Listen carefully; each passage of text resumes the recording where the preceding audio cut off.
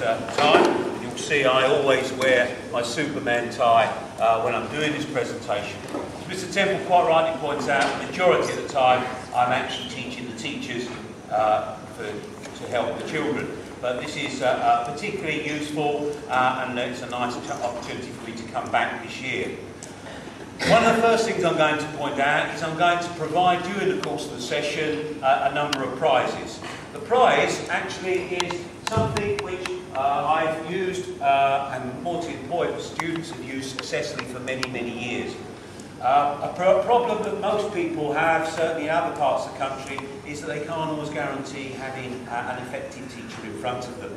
Consequently, what I have here is basically a substitute for that.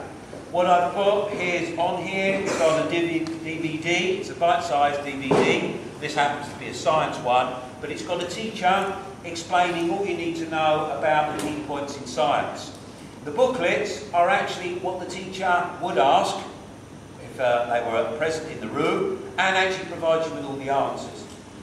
Why? The reason I'm mentioning this is because basically what people have discovered by using this, my two daughters are a good example of this, by using this at home, they've actually managed to overcome most of the problems that they've encountered in whatever subject happens to be. This one is science.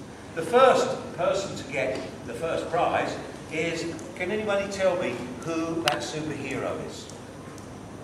Anybody recognise that superhero? It's a good job. Up there. He's my favourite superhero, and I'll explain. Anybody? You want to have a go? No?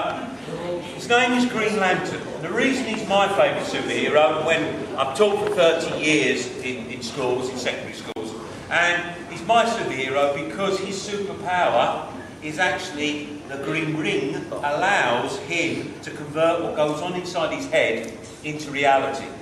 They've been talking about making the film of Green Lantern, and it's likely to arrive in the next few years. But the crucial part and the reason why he's such an important part of this is it illustrates the fact that if you want to be successful and overcome difficulties, then what goes on inside your head is where the key part of it is. And that's why I point out to people, my job now is as a learning consultant. And my task is to help people understand how they can learn to overcome difficulties. I'm going to show you quite a few video clips. The first one is a student, theoretically, who isn't very good at exams.